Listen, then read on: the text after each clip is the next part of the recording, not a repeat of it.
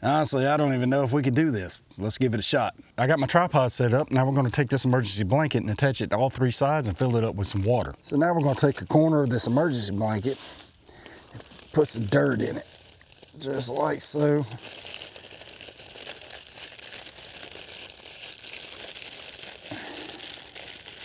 Fold it over a couple times and fold it around. I've already tied some bank line up here and I'm using jam knots on both sides. And that jam knot will constrict down. It's kind of like the bushcraft zip tie. So now that's not going to go nowhere, and we're using that dirt inside here as an attachment point. All right, now that we made our pot over the fire, we're going to put the water in it before we build up the heat in the fire, and then that way it don't melt the mylar on here. All right, we're going to start slowly pouring some water in here. All that water should start bunching up.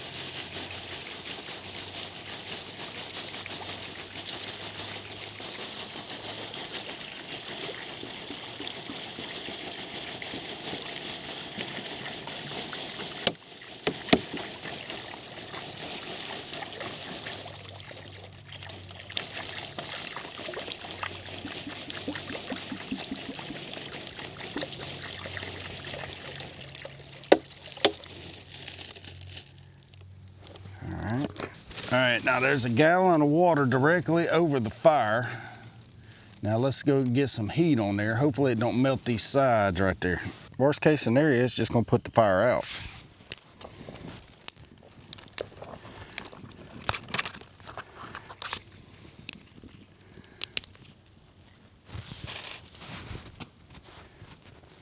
Now what I'm doing now is I'm blocking the flame so it goes straight up to the bottom of that water and doesn't melt that bag.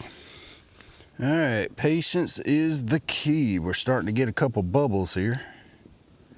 It's been going for about 10 or 15 minutes. So, and just keep feeding the fire and just letting it cook until, let's test the temperature out here.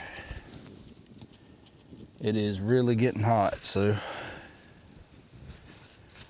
All right, maybe we'll have some boiling water here shortly. I got the fire a little too high and it melted above the water and dropped all the water into the fire. So worst case scenario, it just put the fire out. So not everything that you do in the woods is going to be a success. So that's why I'm out here practicing this stuff before you have to put it into effect. Now I've seen a couple videos where people tried and attempted and they didn't use a tripod. So I figured I'd try a tripod, but it still failed. Now obviously everything you do in the woods ain't going to be a success. It's all trial and error.